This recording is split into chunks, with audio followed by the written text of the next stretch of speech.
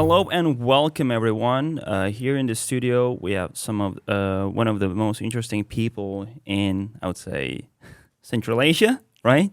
In Uzbekistan, particularly, and that's the ICTWEEK Uzbekistan festival. And this podcast, in under this name, we're holding here, and here with me in the studio, Mr. Eduard Kan, Business Development Director of Coursera in Central Asia. It's not. I'm not mistaken, right? Yes, this is correct. Thank you. Thank you very much. Thank you for paying a visit. I'm honored to have you as my guest. I'm not kidding. And my co-host here, Marifat Jamal, one of the most interesting bloggers in Uzbekistan, personally to me.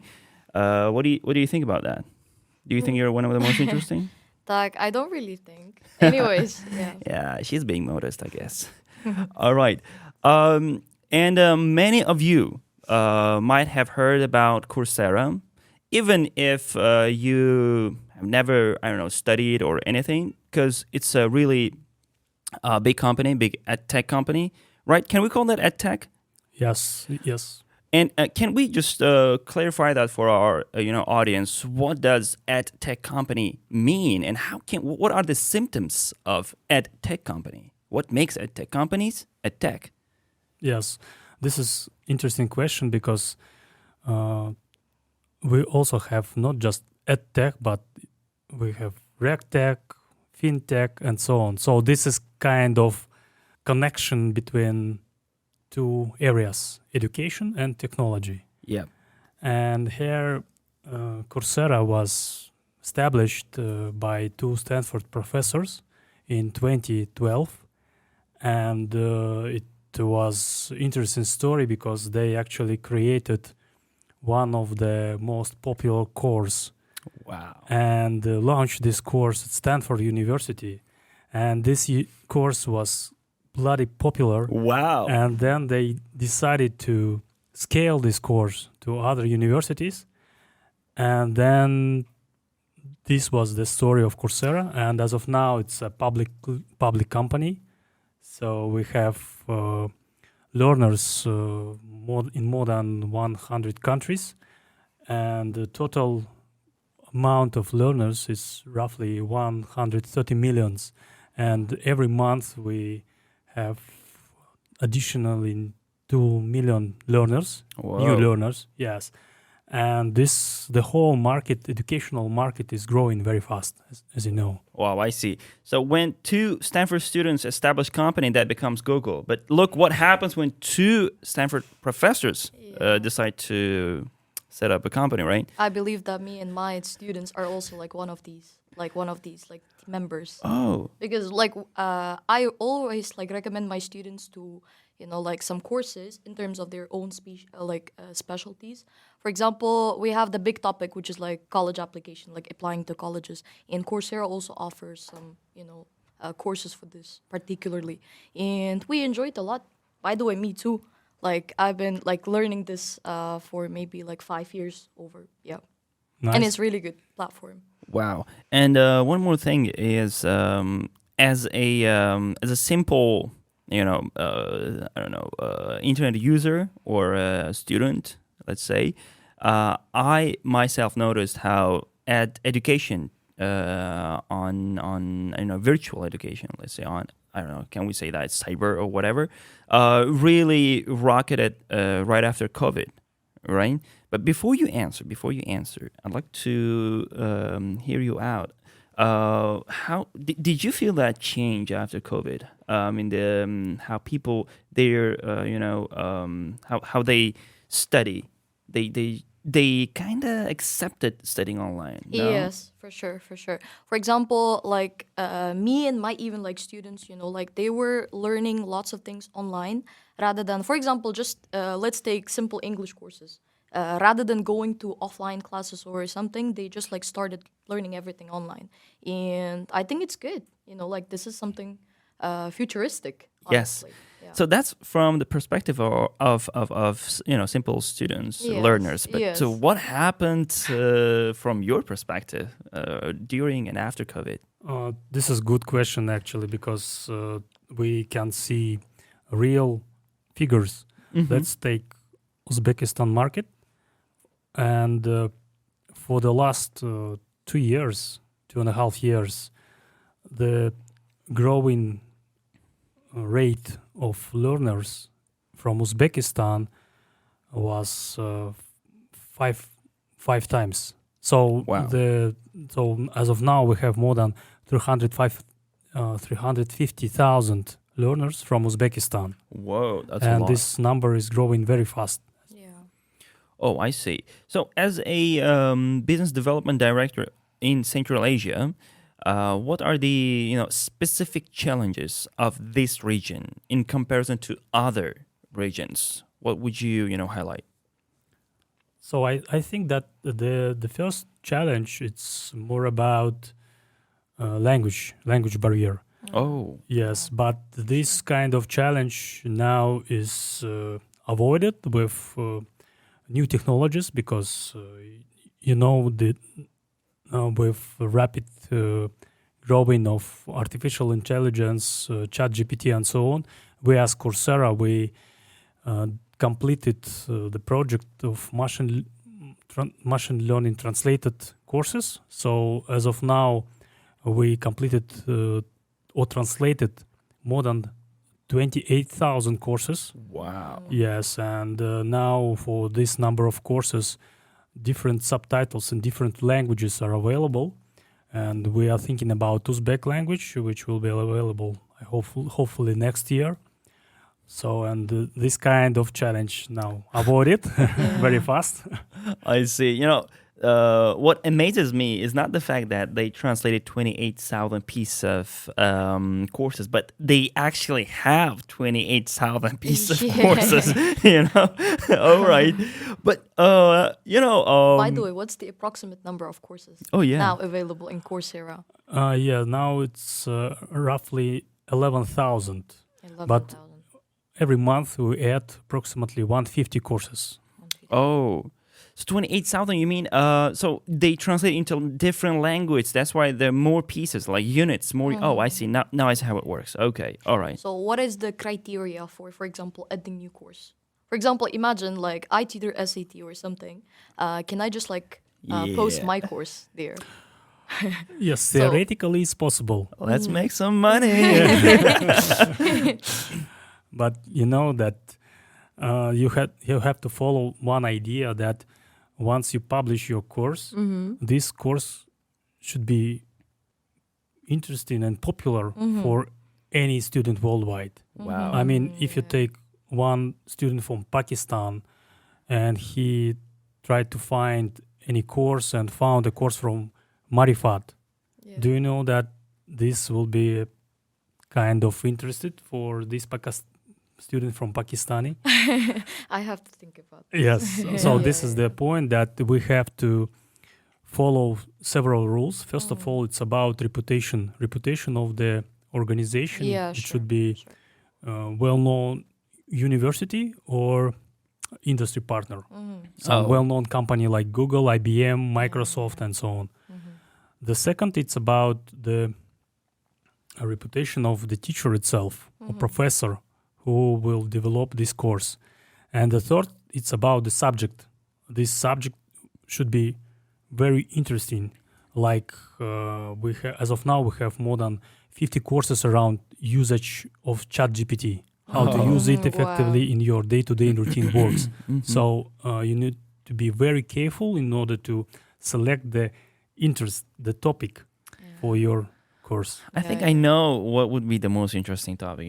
I'm going to have a course about how to have your own course on Coursera. That's how I'm going to make so much money, Exactly. Hey, the next question is, what are the most popular directions on Coursera? I hope that's computer science, yes. Exactly. So we have roughly half of our content. It's about IT, about computer science, data science, and so on. As you know that this area is growing also very fast, and like if you take the recent report published and presented by during World Economic Forum, it's about how technology is changing our day-to-day jobs, Yeah. our day-to-day skills, and what kind of jobs and skills will be replaced in the next 5 years. And this Oh. is the thing that now we are expecting that humans will compete not with robots, Oh but yeah. with other humans who are more skilled in AI, All right. in ChatGPT, and so on. You see, so this is the challenge that all future job seekers should be familiar with AI, with IT, with ChatGPT, and other technologies. That's the question here. For example, now people are learning programming, like blah blah blah. Yes, let's say like we have lots of spheres. Let's say. So, what do you think is the development in this field, particularly, for example, in terms of IT? Like, which spheres will be lost? Which spheres will be like developed? I hope that's like one of the spheres that are going to be developed is the AI. Or like machine learning, deep learning, like these things. But what do you think exactly? For example, in terms of programming, we have web development, like backend, front end, like these things. What do you think? Are they going to be still in use, or they will be lost? About all So these, yeah. this is a good question. So it's too hard to forecast because technology is changing very fast, and since this year we expect that. I personally expect that maybe in the next 5 years, programmers will not be so popular. Yeah. I think that we need to invest more in cybersecurity, data Oh. privacy. Wow. This is one thing. The second thing, it's about maybe how to build complex and complicated systems and structures. Let's say blockchain technology or big data. All these kind of spheres and areas should be somehow structured properly. And here I'm talking about the area of architecture, how to structure not simple but complicated, complex projects and complex systems. This is the second area. And the third area, maybe it's around some multidisciplinary jobs. It's when we take marketing and when we take like ecology, and we have like job or role, ecological marketing or something like that. And this is like the third area where we can expect some demand from the future employers. Oh, I see. So these are different disciplines of IT, if we can say so. But I believe there are some common skills that all of them require. So what are they, in your opinion? And Coding?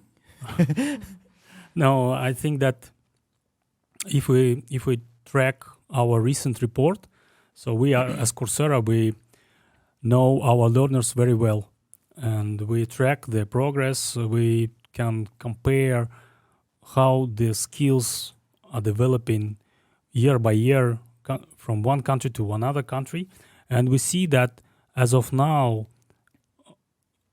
learners are developing skills not just in IT but soft skills. Oh.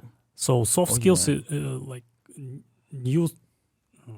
I'm talking about like critical thinking. I'm talking Oh, about I see. yes, some kind of project management, some kind of empathy. So this kind of soft skills are commonly used by different roles. Yeah, sorry for interrupting. Like, I can imagine how introverted programmers are like, no, not this again. I chose IT because I was introverted and now I have to learn those skills. Yeah, I see. Yeah, it's really challenging for those people. There are a lot of memes out there on the internet, about this classical IT programmer or coder who is really extremely introverted and lacks lacks communication skills and so on. But is it the reality or is a exaggerated picture? What do you think?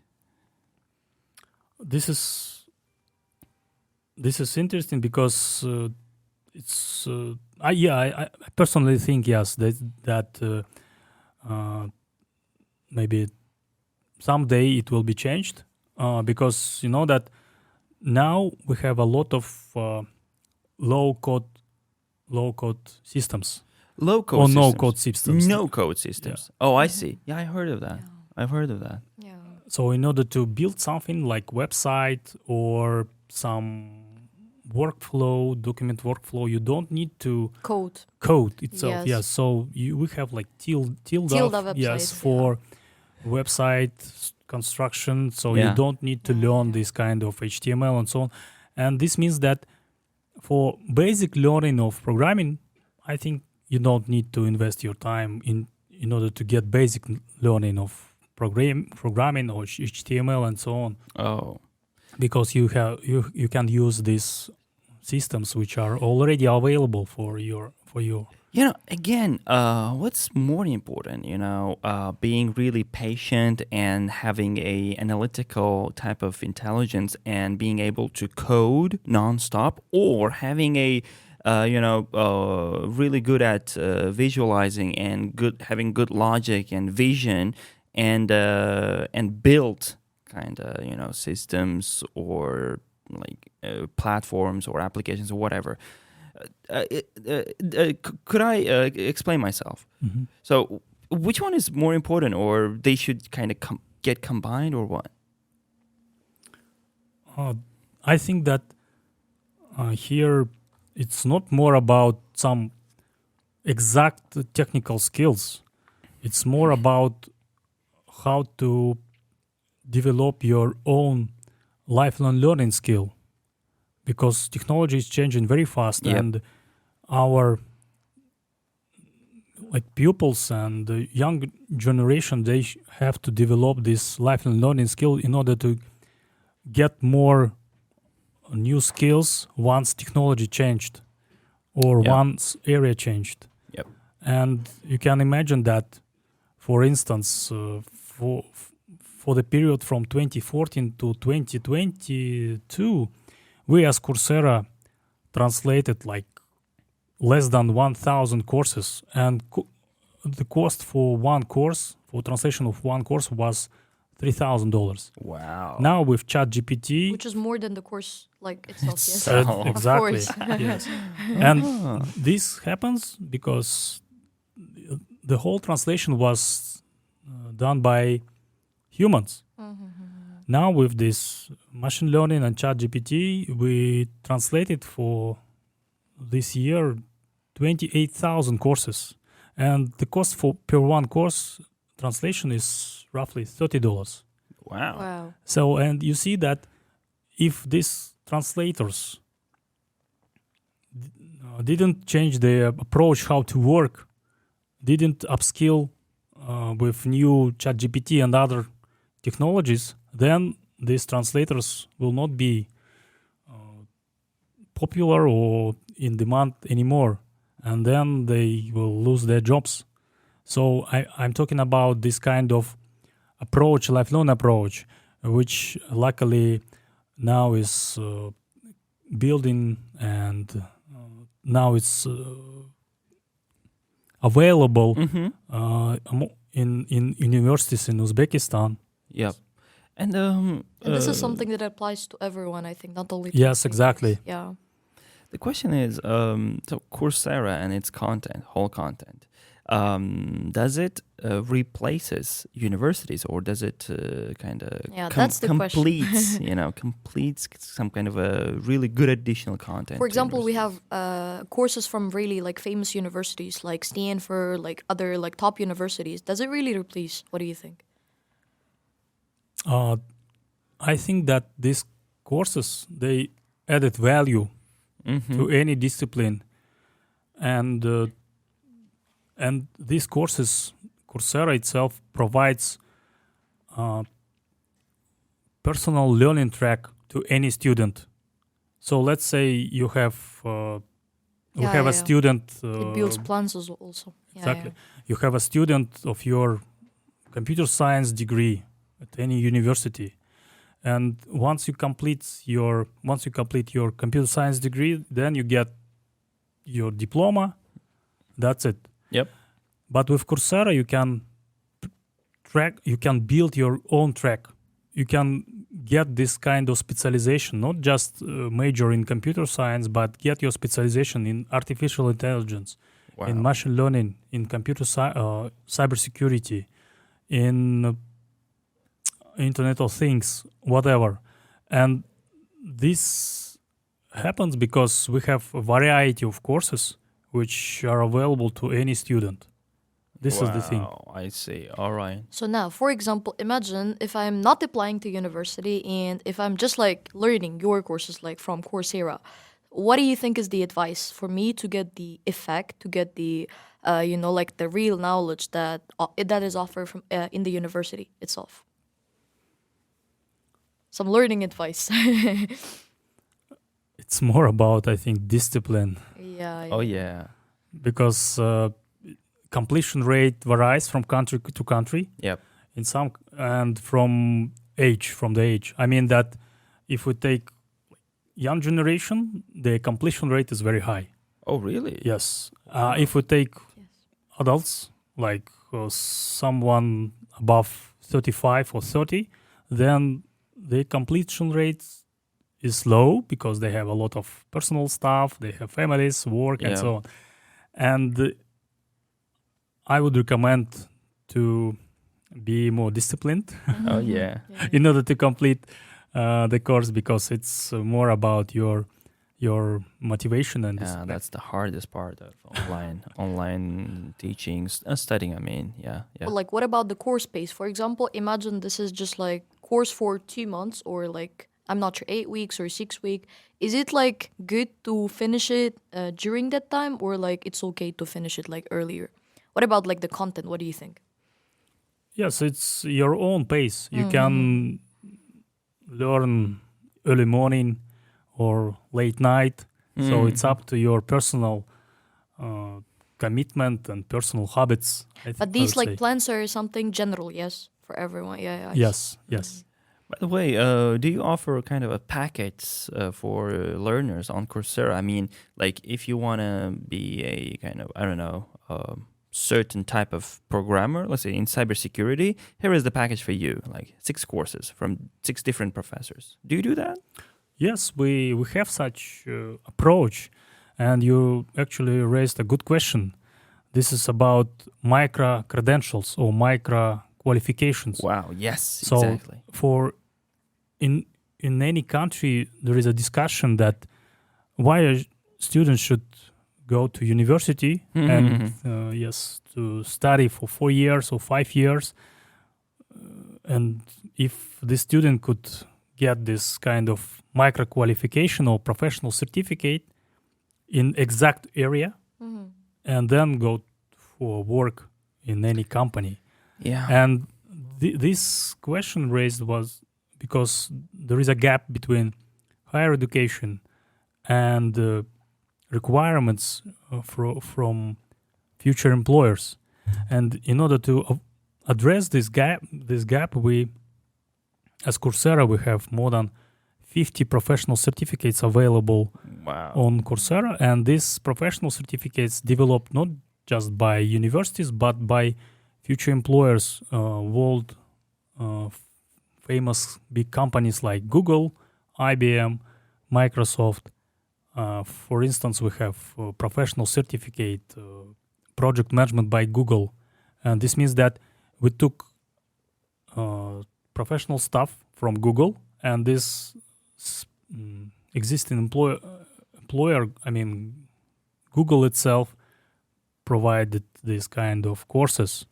So they provide those courses, or they are, people who, I mean, this is organization who hires, and they are interested in graduates, and kind of they can pick their future employees, or how that work? Yeah, so we have successful examples when a student completed this professional certificate, got this professional certificate, and then was hired by Google. Wow. Yeah. What a story. I love those Google stories, Yeah.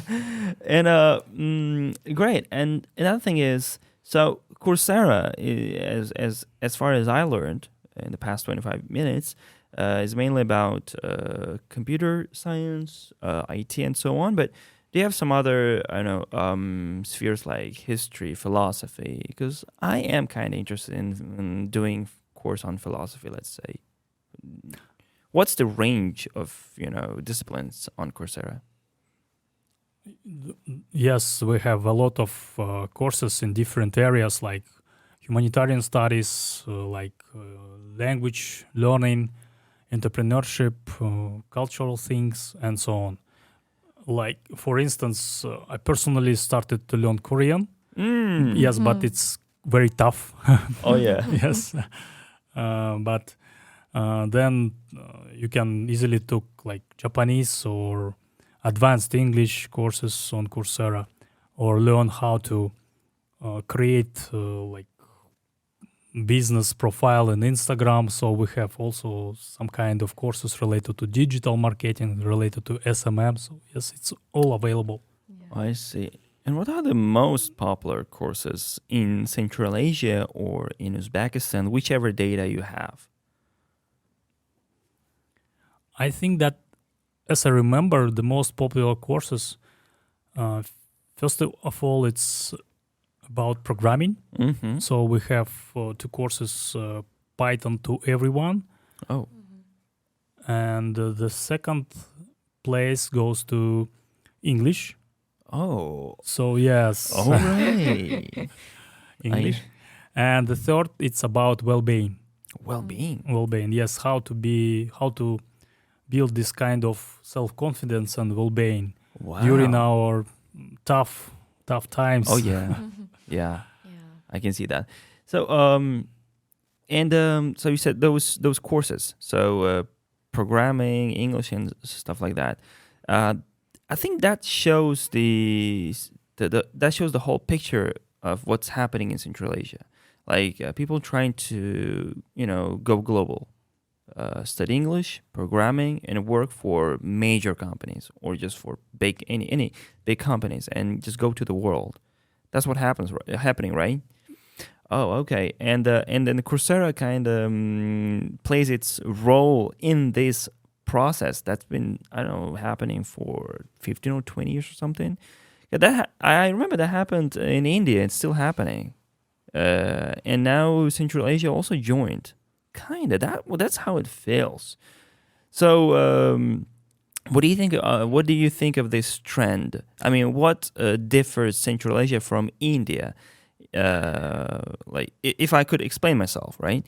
In this trend of going global and being technological as a whole nation, as a whole. I mean, as a whole middle class. So, what about this? I got your point. For me personally, it's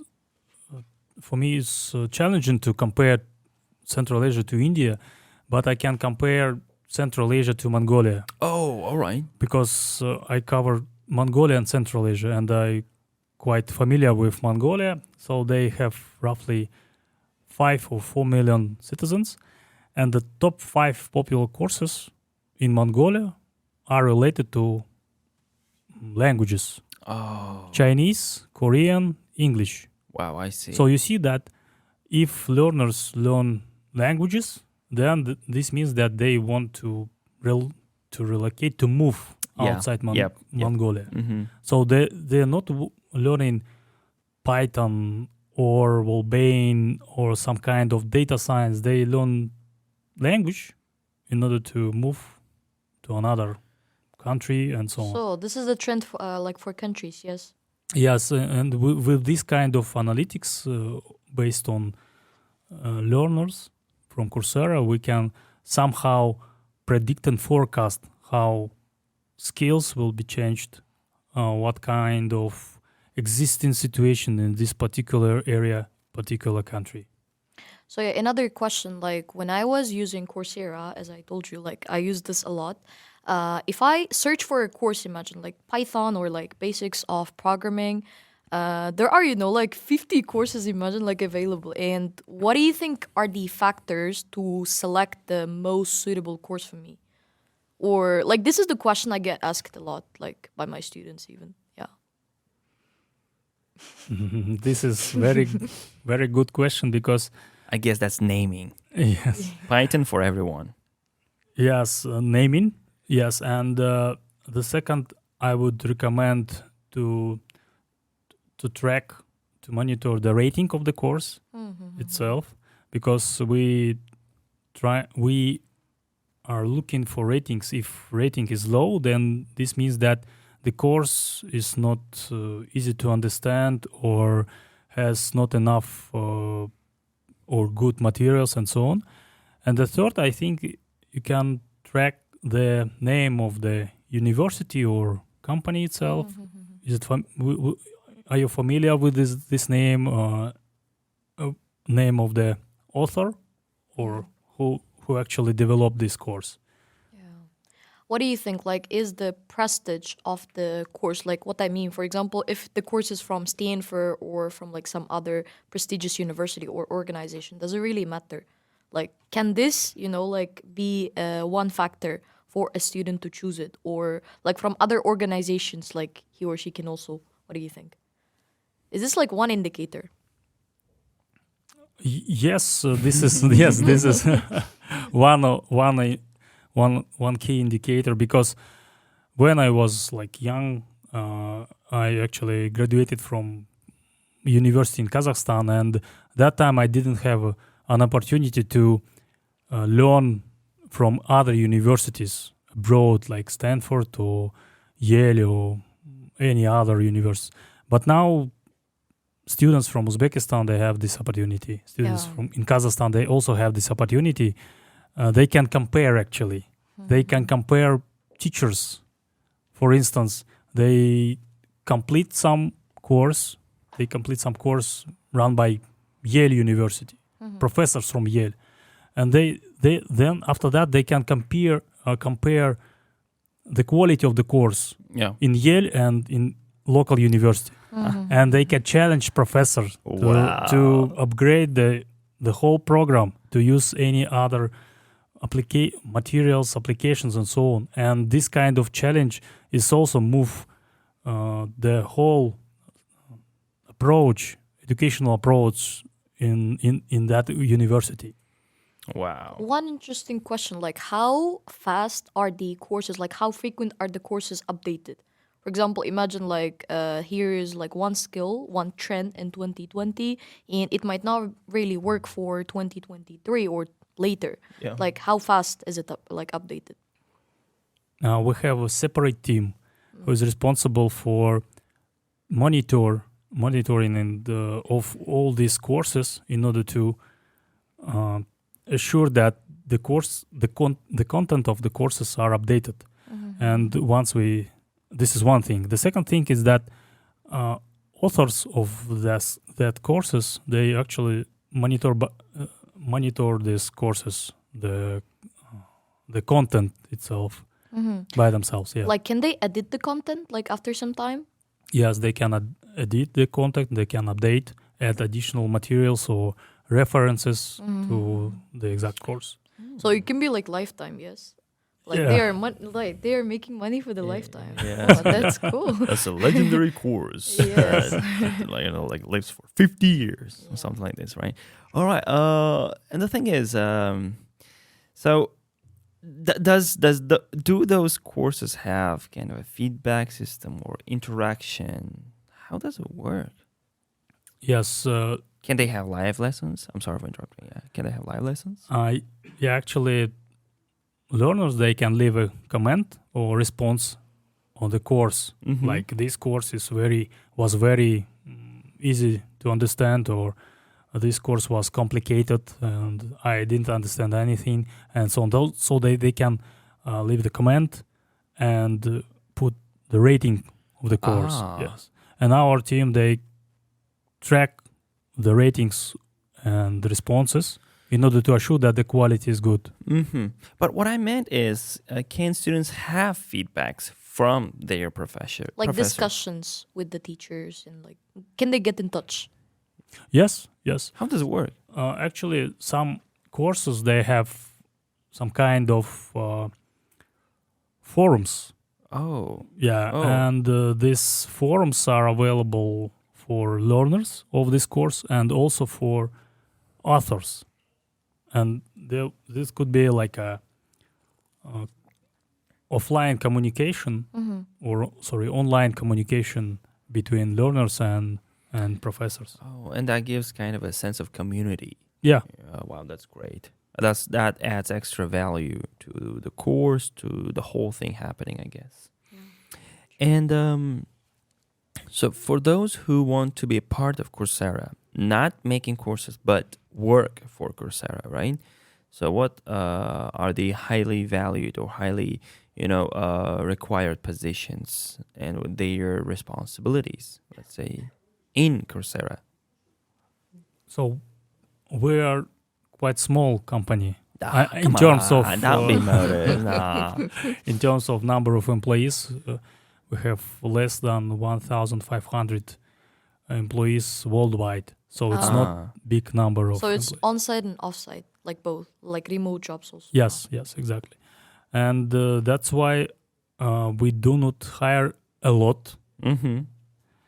And we are interested in also in programmers and some kind of technical roles.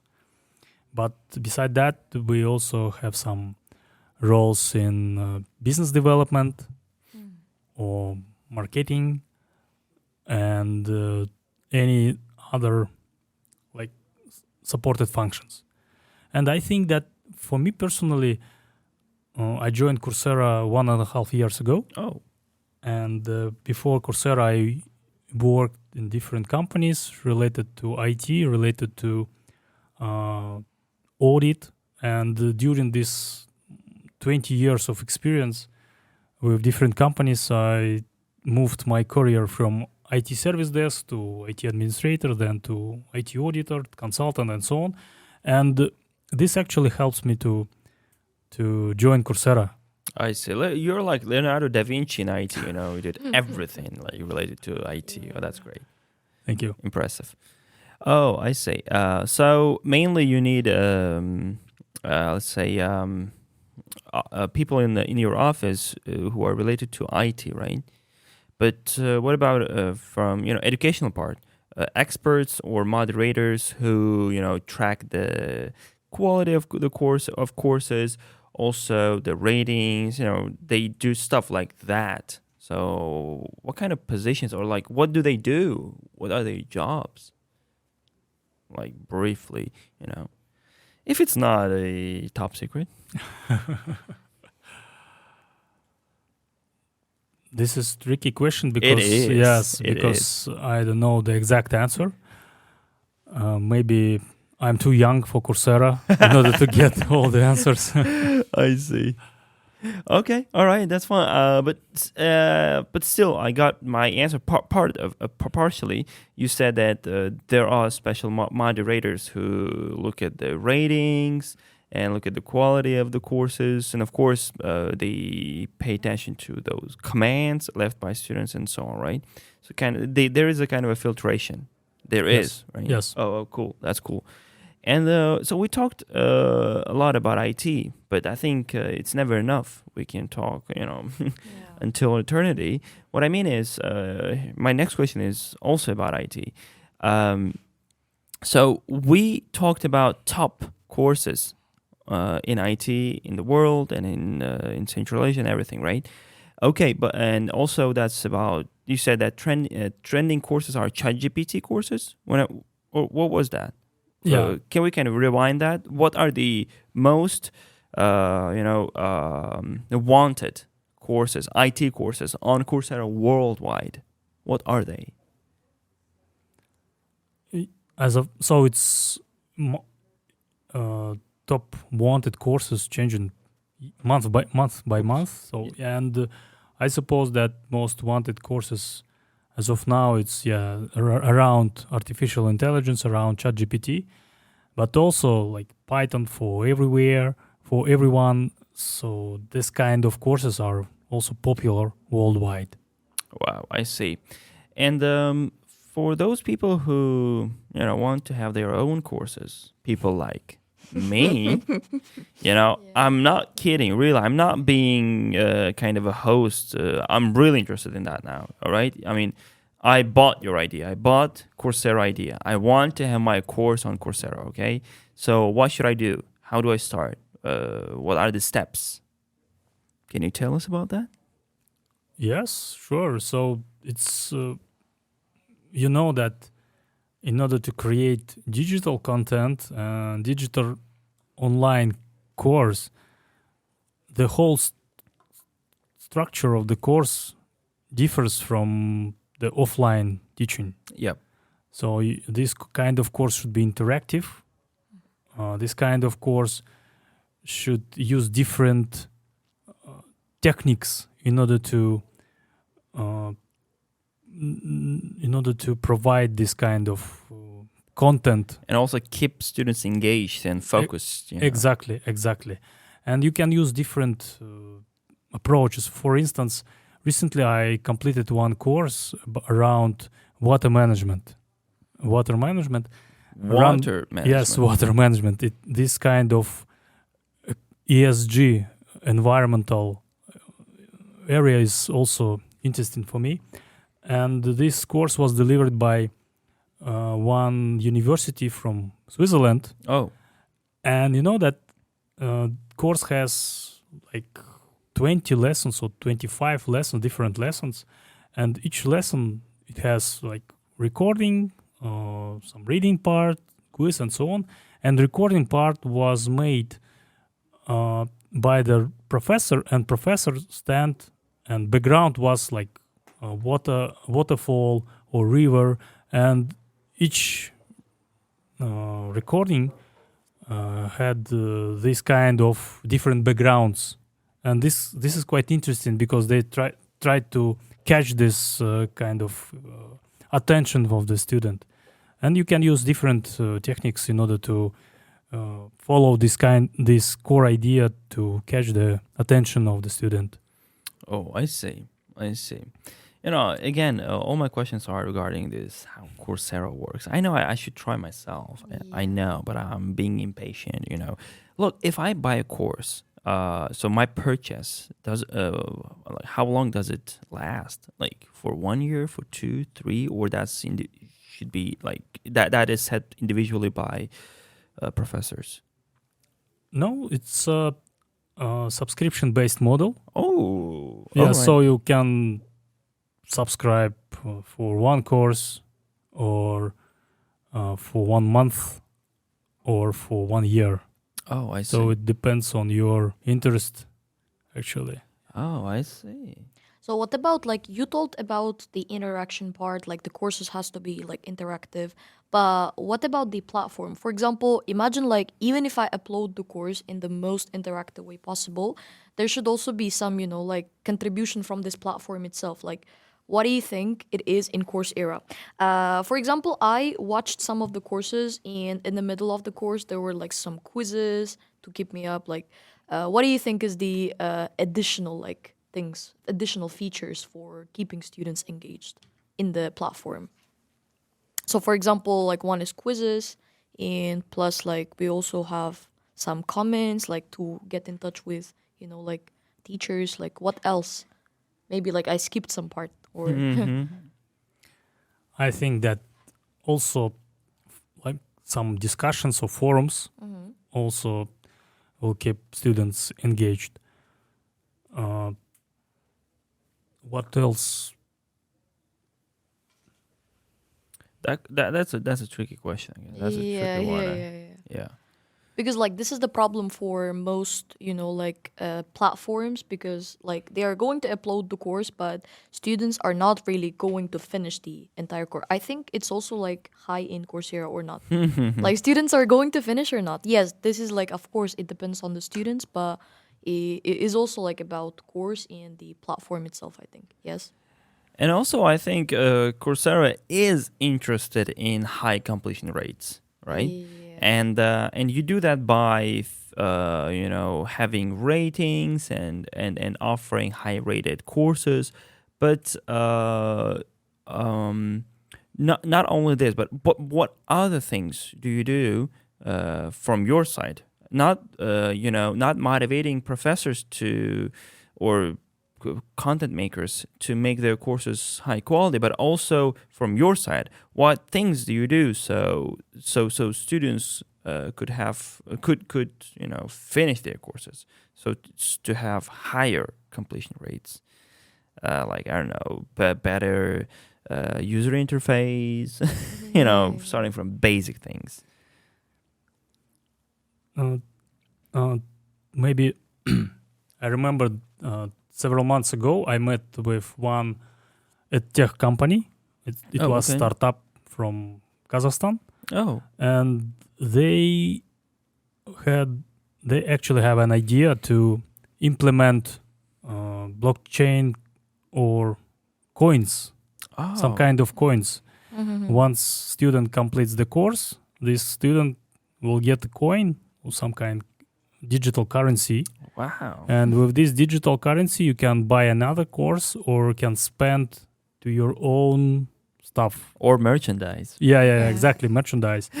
And this is actually a good idea Oh, it is. in order to get this kind of completion rate high. I'm not sure about how this could be implemented within Coursera, but with startup company, a tech startup company, yes, this is kind of That works there. And do you have any type of battles between students? Like Eastern philosophers and Western philosophers, and they have debates or something on your forums or something. How community works on Coursera itself? I mean, not divided course to course, but the whole Coursera community. yes, we have such kind of competitions and awards, and these competitions managed by universities. Ah, Yeah, so if we have university partner which use Coursera, integrated Coursera into their existing curriculum, and this university, in order to motivate student to complete more courses, this kind of increase the completion rate and so on, universities usually organize this kind of competitions, awards, and this actually helps, because I met a lot of students who just completed more than 50 courses during one calendar year. oh, I see. Now let's talk about money. All right. I mean, not just money, but from the business point of view. What I mean is how Uzbekistan differs from other Central Asian countries in terms of market potential. If I don't know, I have no idea if you're the right person to ask this question, because you are the business development director. Yeah, you're the right person. Exactly. So yes, if we're talking about the market size itself, and as you know that in Uzbekistan has the biggest population. it is 39 million, I suppose. 30, Roughly. yeah, almost 40, yeah. Because we have problems with electricity, and it's dark all the time. Yeah. And yeah. All right. And if we calculate the number of students, existing number of students, and the forecast for the next 5 years, I think that we would have in Uzbekistan 1,500,000 students. It's Wow. like a forecast, I suppose so. If we compare to other countries in Central Asia like Kazakhstan or Kyrgyzstan, as of now in Kazakhstan we have maybe 600,000 students. That's it. Active students. Oh, I Yeah. see. Right now, currently. I mean students who are studying at universities. Oh, Yeah. oh, all right, I see. But that's more than 2 times more, right, in Uzbekistan currently. So that's 1.5 million students right now in Uzbekistan. That's what you mean? No. Or- I'm talking about the forecast. Forecast. Yeah. All right, but what are the current numbers for Uzbekistan? Not university students, but the Coursera subscribers. You have this data? Yes. For Uzbekistan, now we have around 350,000 learners on Coursera from Uzbekistan. 350,000. Yes. Wow. I'm wondering how it's going to boost if you guys add translators and like. Yes. Oh, you mentioned that. I forgot. He said that in the beginning. I mean, the numbers of active users. Yeah. Sorry. And My so and now I'm talking about the market size. Yeah. Yeah. So if here we have the biggest population compared to other countries in Central Asia, so it's quite amazing market. But again, you know that it's not only the population that gives you the approximate number of students, but other factors like again problem with electricity, that can be internet connection, how stable it is, and also the readiness of young people to learn online. And what about that? I am sure you have made some research on that field, and if it's not confidential, I'd like to know about that. It is confidential. No. It's you're absolutely right. So it's not just about the number of learners, the population itself. It's about internet availability. It's about the overall situation in the country, because we learn our courses at Coursera. We learn not just for some education or some kind of specific area. It's also about equity, diversity. So these topics are also available on Coursera. Yep. And it will be challenging to promote this Western kind of principles in some close countries. I see. Marifat, do you have questions? Yes, like I was interested in terms of like financial aid part. Oh, You yeah. know, like in courses they do offer financial aid things, and this is what most students are interested in. Kind of scholarships? Yeah. Yes. Oh. Like when I was, I think, like studying at school, I also got 2 financial aid scholarships from this. Yeah, from this particular. Coursera? Yes. Oh. And it was like a really highly rated course. I think it was from like Python for everyone. No, it was not. But anyways, it was like programming course, and it was like from prestigious Well-being. university. No, it's not. You're just like telling me the top rated courses. Yeah. Like, what about these like things? Like, for example, like you know that online is like our future, and what do you think are the improvements and like additional features in this platform? So, what are your plans, just basically? To improve? Share your plans. Yeah. Secret plans. We are trying to follow all these trends in education.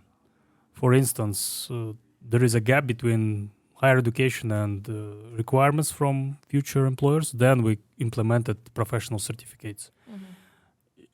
After that, there is a lack of English language in some Central Asian countries. Then we implemented this machine learning translated courses. So we are trying to follow all these mega trends in education. And I would say the last 2 this year, which we are ready to implement. First of all, it's course builder. This functionality is AI assisted course builder. This tool will assist teacher to create the online course very fast. I see. Like within 1 hour, teacher can create course on Coursera. Like, is it visual whiteboard or something? Like, how it works? So we actually digitalized all the content which is available on Coursera, and you can ask, for instance, that you want to create a course with the topic in cybersecurity or information security, and this course should be like basic level, and ask your assistant, and assistant will offer you the course structure. The content itself. Yes, Wow. and the content will be divided. The course will be divided by different parts, and each part will be offered to you, and each part will include different lessons or pre-recorded videos from different companies or universities like IBM, Google, the content which is already available on Coursera. And you can select this content and use it during your course, or create your own content and add to this course. So this kind of course creation will be very easy to use and very fast and efficient. It means like you teach teachers before they start teaching. Yes. Kinda. Yeah. I also thought about a course, a 10-minute course about how to make your own course in half an hour or something like this. Again,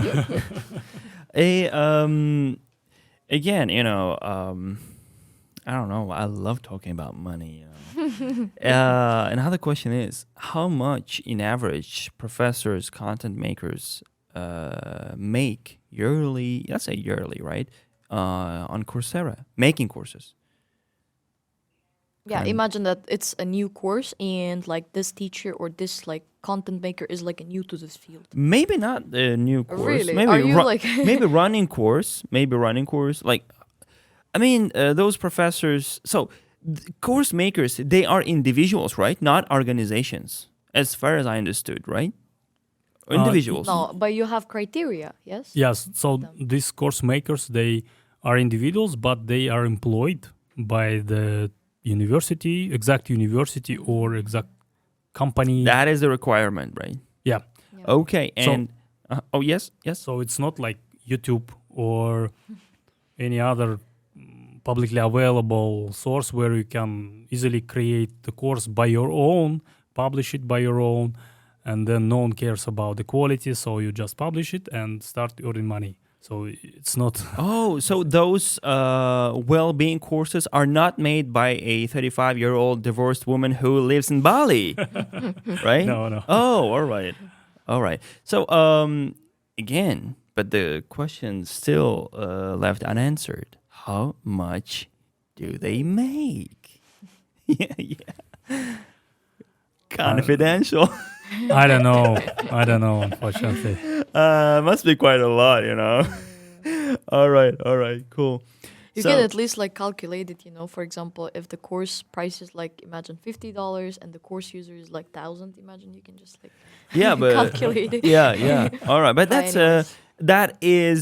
I think that's a really good opportunity for professors, for people in science. Why? Because we know that in the past, during especially in the 20th century, that was the golden age of scientists. They were rock stars and they earned a lot of money.